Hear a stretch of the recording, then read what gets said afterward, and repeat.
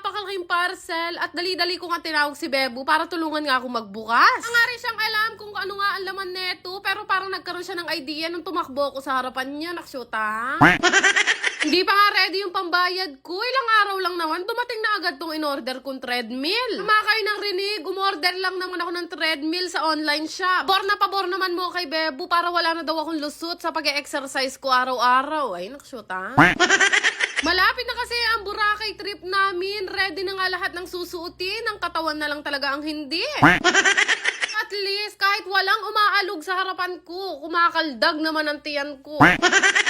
Papakamot na nga lang sa ulo si Bebo nung nakita na nga niya itong binuksan naming parcel. Ay, panigurado, mas matatagalan pa siyang mag-assemble kaysa sa gamitin ko to.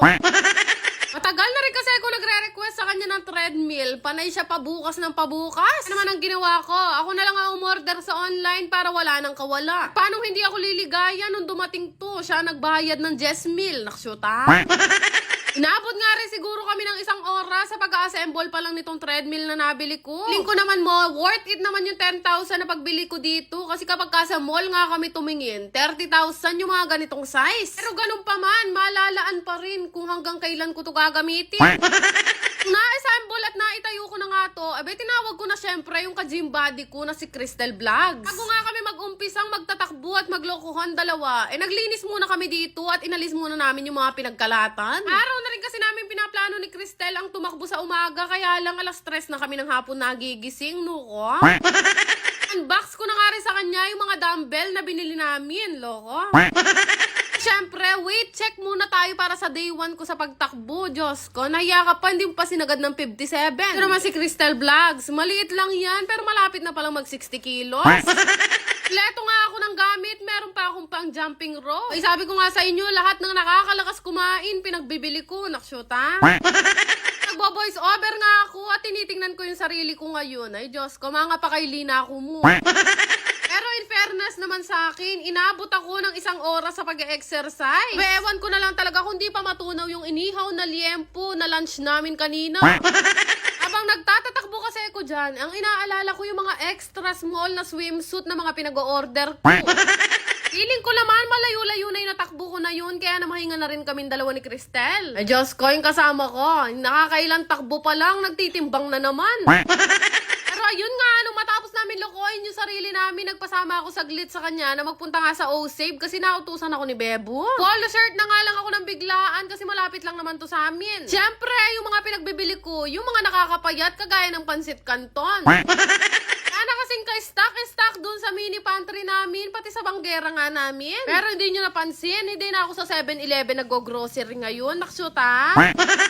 Sa bahay rin kasi namin yung dalawa kong ang kapatid na si H2 at si Ditchi. Ano naman namili na ako ng mga pagkain na kukut-kutin nila nang hindi na sila nang ihingi ng 20. Maya nga nakilala nga ako nung cashier, nahiya nga ako ng bagya kasi amoy akong panis na paa. Actually, first time ko nga lang namili dito sa O-Save ng ganito karami. Tagal na nga rin mauubos yan para sa mga kapatid ko at kay Bebo kasi alam nyo naman, nakadiet ako. Tapos nga kaming mamili, nagbiyahe na ulit kami pa uwi nitong si Cristel. Uwi nga, naligo ako saglit, tapos sabi ko nga kay Bebo, meron nga rider na darating dito at meron nga kaming bagong alaga. Ay, nga kaming dalawa pareho ni Bebo kasi first time namin mag-aalaga ng ganito. Ito nga si Kuya ay galing pa nga daw ng Pampanga at binyahin niya nga lang ng napakabili sa amin itong bago naming alaga. Umili nga kaming dalawa ni Bebo ng pusa kasi nung nakita ko nga siya sa online na pinost, abay sabi ko sa kanya naaawa ako at gusto ko nga i-adapt. Alam nyo guys, kaming dalawa ni Bebo, hindi kami mga cat person. Siyempre, willing naman kami dalawa matuto kung paano nga to alagaan. Ali, yung breed nga pala nito ay exotic long hair at napaka-cute nga niya sa personal. First time ko mag-aalaga ng pusa at noon nang dating niya nga dito sa amin, binigyan ko nga siya ng tubig kasi hinihingal siya kasi nga mainit. Sobrang tahimik nga niya at hindi ko alam kung paano ko siya papaamuhin. Taga lang, kinet na ako rugo. Pero naman kayo na 3 nga yung alaga naming aso, pero si Penelope nga muna yung inilagay ko dito sa loob. Di nga ako sure kung magkakasundo silang dalawa kasi parang ayaw nila yung isa't isa. Naksyuta. Sabi ko kay Bebo, itago muna namin si Penelope at saka na lang namin sila pagsamahin kapag ka nakapag-adjust na tong bago naming alaga. Bago nga ang lahat, sila muna ang pina-adjust kong lahat para makapaglinis na ako ng bahay. Ay, kasi namin, ilang minuto lang aesthetic. Maya-maya, pagkatapos maglinis, bumubugal na naman. Naksyuta. Una ko nga nilinis, ito pa namin na namumugalgal talaga dahil kung ano-ano nga pagkain ng mga natapon. Alas 11 na kasi ng gabi, kaya dito ko na lang naisip linisin to sa loob ng bahay. Na lang talaga ay nakapag-invest nga ako na magaling at matibay na vacuum cleaner para susupa. Pag talaga naglilinis ako ng bahay, dapat walang tao dito kasi nakakainis, sumasamal lang. Akin kasi, napapabilis ko nga yung trabaho ko kapag mag-isa lang akong kumikilos. Saktong-sakto nga, maliit lang naman tong bahay namin, kaya mabilis lang linisin, kaya lang kulay puti lahat. Pero dati pa nga lang, kilala nyo na ako, naglilinis talaga ako kapag ating gabi o kaya madaling araw. Tapos ko nga mapalaundry itong carpet namin na punong-puno ng ihi ng mga alaga namin, ibinalik ko na nga ulit. Kahit ilang potty training kasi ang bili ko at ilang kubeta ang ilagay ko sa harapan nila, itong carpet talaga ang paborito nilang ihian. Nangangalahati pa nga lang ako ng paglilinis, nakakaramdam na nga ako ng pagod at antok. Pagod kasi talaga ako sa pagtakbo-takbo ko kanina, kaya ayan, wala na akong energy, alas 11 pa lang. Maliit kasi talaga ang bahay, napakabilis lang mapuno at napakabilis lang madumihan. Gaya nga nitong bar namin, mas nagmukha pang pantry sa sobrang daming nakalagay. So guys, anong oras kayo naglilinis? Sa umaga kasi ako nag-umpisa maglinis. Ay Diyos ko, hindi pa kami nanananghalian, madumi na naman.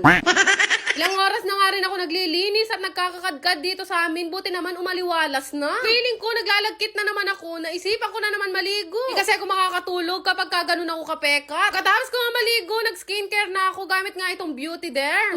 Kahit ilang beses ako maligo, ganyan pa rin talaga kalibag ang mukha ko.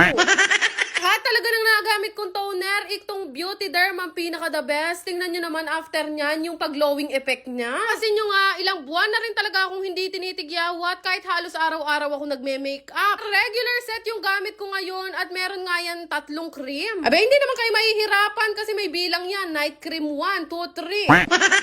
Para sa akin kasi, ang pinakamahalaga din na i-invest natin ay yung magandang quality ng skincare. Kaya kahit medyo pricey nga itong Beauty Derm, hindi pwedeng mawalan ako ng stock niyan. Kasi talaga nang ginamit kong skincare, ito lang talaga yung humiyang sa akin at talagang napakaganda ng effect. Naman kung hanggang ngayon ay undecided ka pa rin sa gagamitin mo, baka ito na nga ang para sa'yo. Bukod nga sa skincare, meron din akong ginagawa sa buhok ko dahil araw-araw naglalagay nga ako ng oil. Tulong yan para maging healthy pa rin ang buhok kahit napakarami kong spray net na nilalagay sa akin. Noon, syempre, hindi ko pwedeng makalimutan ang iniinom kong whitening at collagen supplement ng Necotayon. Mag-iisang taon ko na yan gamit, guys, at alam na alam nyo yan kung bakit ganyan ako ka-fresh araw-araw, ha?